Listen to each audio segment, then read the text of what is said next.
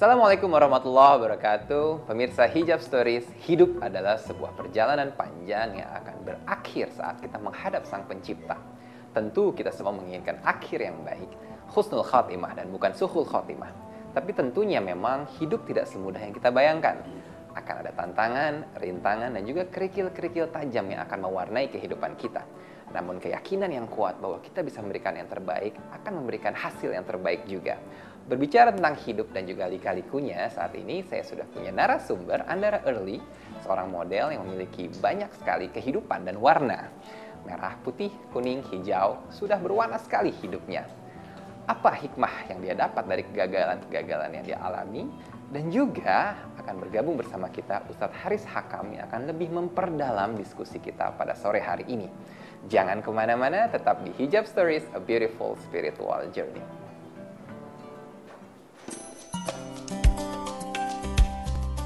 Andara Early Astrawinata, atau yang disapa dengan Early ini, lahir di Balikpapan 11 September 1979. Early memulai karirnya dengan menjadi juara 2 sekaligus pemenang favorit dari majalah remaja di tahun 1995. Karir Early terus berkembang. Selain menggeluti dunia modeling, bintang iklan dan presenter, Early juga membintangi beberapa film ke layar lebar. Di antaranya adalah Rumah Ketujuh dan Babi Buta yang Ingin Terbang. Kini hijab telah menggantikan warna dan model rambut yang setelah sekian lama menjadi mahkota seorang Andara Early. Hijab merupakan sebuah keinginan pribadi yang muncul dari Andara Early setelah terbangun dari tidurnya. Memperdalam agama merupakan kesibukan baru Early selain tetap berkarir di dunia entertain.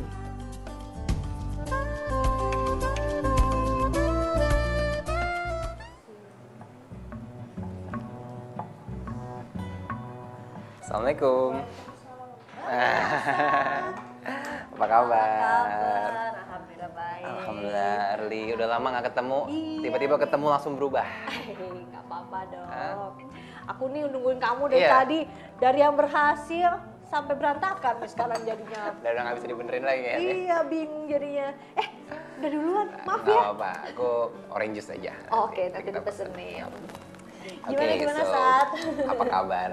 Pertanyaan yang sangat standar. Alhamdulillah baik. Sejak kapan nih berhijab? Ini aku dengar tahun ini ya, masih baru. Masih baru, sebenarnya masih proses belajar juga.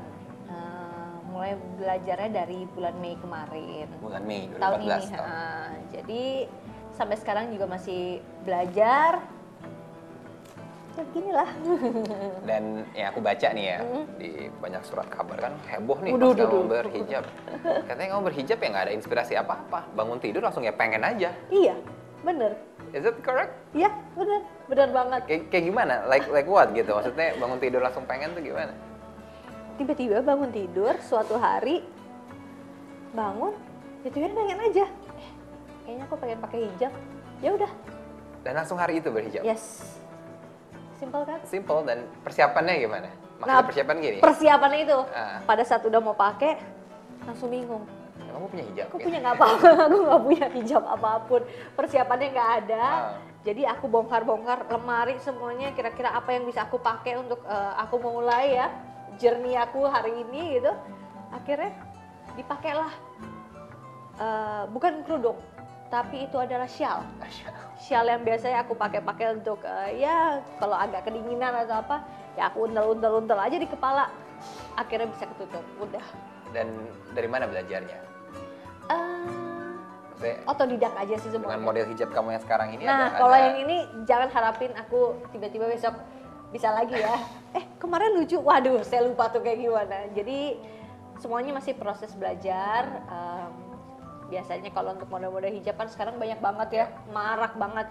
Dan cantik-cantik, semua orang kayaknya berlomba-lomba punya inovasi baru tentang gaya-gaya hijab. Tapi kalau aku sih mikirnya, aku jalaninnya pelan-pelan. Kadang-kadang nanya sama teman, itu kayak gimana sih caranya? Bagus deh gitu, paling kayak gitu-gitu aja. Tuh. Siapa yang pertama kali paling mendukung saat kamu berhijab? Yang paling excited lah. Kayaknya anak deh, Oh, anak? anak. Masih kecil kan, tapi dia udah paham. 9 tahun. Ya mungkin karena di sekolahnya dia kan sekolah Islam ya. Pada saat dia masuk aku kan belum pakai hijab dan atribut dan semuanya. Nah pada saat kemarin saya mulai berhijab, dia pertamanya masih bilang kok aja gerah gitu, ngompor-ngomporin, apa sih kamu, bener deh pasti kepanasan kan gitu, gerah gitu. Taunya besoknya dia ke sekolahannya, pulang sekolah ternyata dia udah cerita-cerita ke guru-gurunya kalau ibunya pakai hijab. Jadi kan berarti ada sisi kebanggaan tersendiri yang sebenarnya dia nggak mau kasih lihat ke aku secara langsung gitu.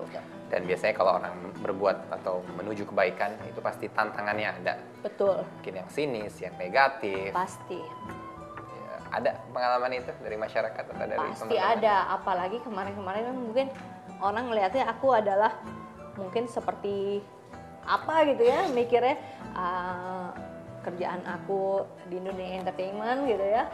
Mungkin dilihatnya mereka nggak kenal tapi cukup hanya melihat dari layar kaca atau tampilan-tampilan yang mereka mikir, wah ini begini ya, itu begitu. Padahal itu sebenarnya purely profesionalisme aja. Oke. Dan nama kamu ini kan beberapa tahun yang lalu sempat bikin heboh ya. Sempat menjadi cover edisi pertama. Maksudnya salah satu itu juga majalah pria dewasa. Betul. Kalau kamu membandingkan dengan diri kamu yang sekarang, what do you think? Tahan dulu setelah ini. Baik pemirsa, jangan kemana-mana, tunggu jawabannya setelah pesan-pesan berikut. Tetap di Hijab Stories, a beautiful spiritual journey. Minum.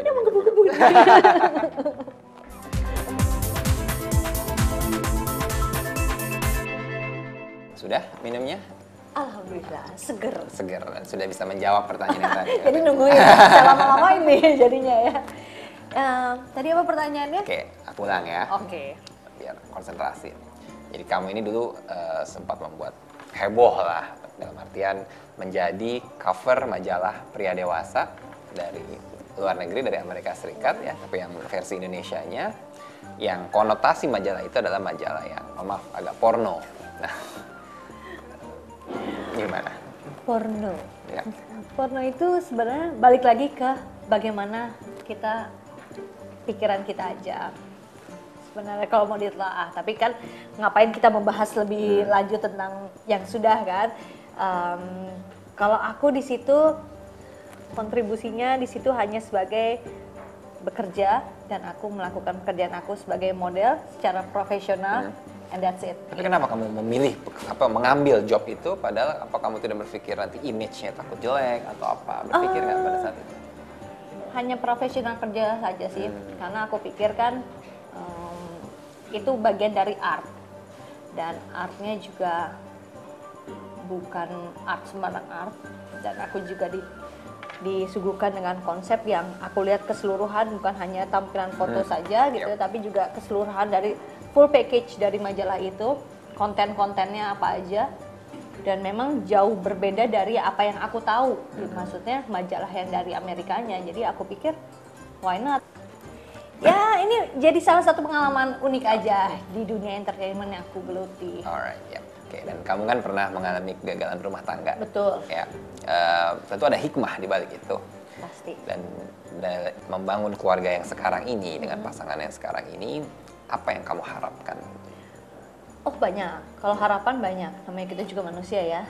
Dan pastinya harapan itu juga harus lebih baik. Apalagi saya pernah gagal. Dari kegagalan itu saya belajar banyak, dan nggak boleh kita bilang oh saya nyesel dulu begini gini. Saya tidak pernah menganggap itu sesuatu penyesalan, karena itu akhirnya takutnya jadi berlarut-larut ya. Kita jadi ambil pelajarannya, karena saya pernah tahu. Assalamualaikum. Waalaikumsalam. Wah, Ustaz. Pak Ustaz. Apa kabar? Baik, Silakan Pak Ustaz. Lagi ngobrol nih tadi. Teruskan. Terusin dulu sedikit ya. Oke. Saya tuh pernah dengar yang bilang bahwa ada laki-laki yang baik untuk wanita yang baik, dan ada laki-laki yang jahat untuk wanita yang jahat. الخبيثات للخبيثين والخبيثون للخبيثات والطيبات للطيبين والطيبون للطيبات أولئك مبرؤون مما يقولون لهم مغفرة ورزق كريم. Ya kalau kita secara letterlock ya gitu mengartikannya, berarti saya nggak boleh takut gagal, tapi setidaknya pada saat yang sekarang saya diberikan kesempatan, dikasih jodohnya lagi, berarti saya harus berikhtiar sebaik mungkin gitu. Yep. Jadi Gitu Pak Ustadz. early, Gitu Pak Ustadz, jadi gosip gitu loh Pak Ustadz. gagal Ntar rumah curhat. tangga Pak Ustadz. Pernah. Dan ada nggak sih salah pilih gitu? Jadi kegagalannya itu karena wah gue salah pilih nih dulu. Kan nih. banyak orang soalnya yang kalau gagal menyesalinya tuh berlarut-larut. Sebenarnya tidak ada istilah salah pilih. Semua sudah teratur dalam sebuah ekosistem ketuhanan yang disebut dengan sunnatullah. Dalam salah satu ayat Allah mengingatkan kepada Rasulnya, walan tajida li sunnatillahi tabdila. Kau jangan berharap dan tidak akan pernah terjadi pergeseran atau terjadinya perubahan sistem yang sudah diatur itu. Jadi sudah sedemikian rapi. Bagi orang Islam itu cuma dia merencanakan secara baik kemudian melakukan dengan pilihan yang terbaik. Fakta mengatakan dua lawan jenis ya, gender yang tidak sama, pendidikan yang tidak sama, budaya yang melatari tidak sama, obsesi yang tidak sama, ingin hidup bersama, pengen sakinah. Kalau dia bilang mudah, sesungguhnya dia berbohong. Nah, pasti Sulit. ada banyak tantangannya ya, Bos. Sulit. Cuma karena ada modal dasar dari kedua belah pihak agama yang menjadi parameter kriteria nomor satu, maka dia akan lebih mudah. Jadi kalau kamu berarti nggak menyesal ya dengan apa yang sudah dilakukan, karena itu sudah sunatullah. Betul. Bagaimana kamu melihat? Berarti harus move on lah bahasa gaulnya. Iya, harus move on karena mungkin kalau nggak dapat apa ya banyak pencerahan seperti ini, aku mungkin bisa terpuruk lebih lama gitu kayaknya. Aduh kenapa sih kok kayaknya saya gagal lagi, ada apa gitu. Tapi mungkin ini pelajaran yang Allah berikan ya, memang udah suratan seperti ini,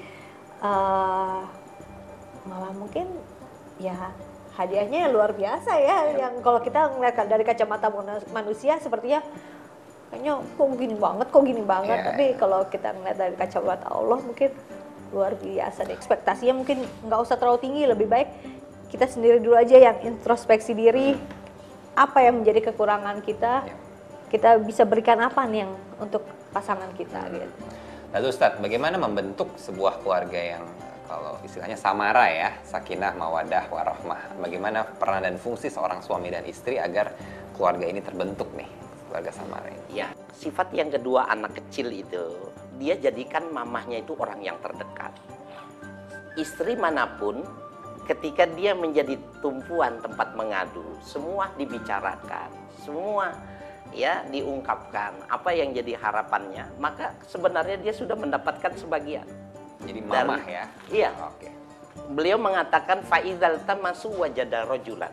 Tetapi ketika dia keluar dari pintu rumahnya, berinteraksi sosial, siapapun mendapati dia sebagai seorang yang gentleman. Jangan terbalik nih. Di rumah dia gagah perkasa. Bukan KDRT lagi, KDRW. Terlalu keras.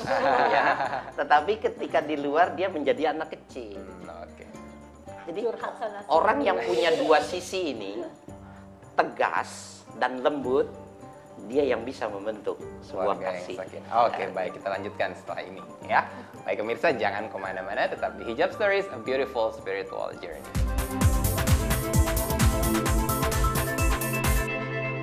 Baik pemirsa, masih tetap di Hijab Stories bersama Andara Early dan juga Ustadz Haris Hakam. Ya. Ustadz, kalau dalam Islam itu sebetulnya kan seharusnya pada akhir balik ya saat wanita berhijab. Tapi ada beberapa teman juga saat baru lahir, maksudnya dalam artian mungkin setahun 2 tahun sudah mulai diajarkan berhijab. Sebetulnya bagaimana tuntunan Islam untuk ini? Hijab itu kan cuma casingan. Tapi yang paling penting kalau HP itu dalamnya. Kalau hijab itu menutup, Betul, betul. tapi kalau hati itu harus dibuka. Oleh karena itu, hijab itu diajarkan sejak kecil. Al-Quran memberi isyarat, wa anna ayyurafna, sekurang-kurangnya paling mudah orang mengenali orang Islam dengan orang non-Muslim. Pembedanya itu tadi, fala yu'zaina, orang yang berhijab itu dia tidak akan disakiti. Tidak akan pernah disakiti. Karena apa? Orang terjadinya kasus pemerkosaan dan kesalahan-kesalahan, ekses seks dan lain sebagainya sederhana karena banyak memandang, banyak yang terbuka. Jadi hijab untuk melindungi sebetulnya. Hijab itu melindungi. Lalu Early, banyak juga teman-teman yang beranggapan saat ingin berhijab dia harus menghijabkan hati dulu, gitu ya. Nah, apa pendapat kamu tentang itu? Aku sih setuju, karena menghijabkan hati itu mungkin secara logikanya ya kita nggak boleh ada pikiran-pikiran kotor ya, atau mungkin masih suka iri dengki dengan manusia lain, atau suka masih ngomongin orang, hal-hal yang aku sih mikirnya seperti itu ya. Jadi dulu aku malah agak lebih against ya gitu dengan yang disuruh berhijab. Enggak, karena ya maaf banget, banyak sekali yang masih di lingkungan sekitaran aku melihat kalau mereka sudah menutup ya secara fisik gitu ya, tapi kok perilakunya masih sangat minim. Aku ngeliatnya agak sedih karena ya kayak masih ngomongin orang, masih menghujat sana sini, jadi agak sangat apa ya, kok hal yang seperti ini apa yang aku mau jadikan contoh. Jadi menjadi apa ya, menjadi pemikiran lagi buat aku, perlu nggak ya aku pakai hijab kalau kayak gini. Mendingan aku memperbaiki diri aku sendiri aja.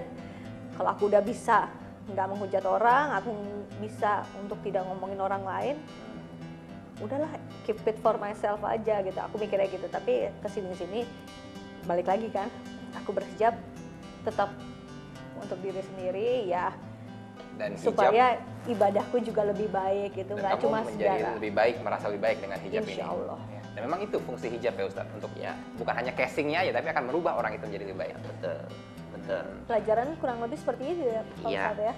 Fisik itu pada asal muasalnya itu terbuka. Lahir dia terbuka tanpa apapun, tanpa busana. Maka agama mengatakan kau tutup. Tapi kalau hati nurani pada dasarnya itu tertutup, maka dia kalau berbusana harus dibuka. Ya, orang yang seperti ini bisa memahami ini, maka kapan dia mesti membuka, kapan yang mana yang mesti dia tutup, orang itu cerdas. Sehingga membusanakan hati itu jauh lebih utama ketimbang membusanakan secara fisik. Ya. Oke, lalu Early, banyak teman-teman juga dari kalangan entertainment yang mereka berhijab, tapi karena mungkin beratnya godaan ya, tawaran atau yang lain-lain, akhirnya mereka melepas hijabnya. Kamu sendiri sudah betul-betul 100% akan komit dengan apa yang kamu lakukan atau gimana? Insya Allah Ustadz. Makanya aku selalu bilang sampai sekarang aku masih proses untuk belajar, karena belajar itu nggak ada ujungnya gitu. Aku terus memperkaya diri aku, maksudnya secara Islam gitu ya. Mudah-mudahan ini jadi pelajaran yang lebih baik juga.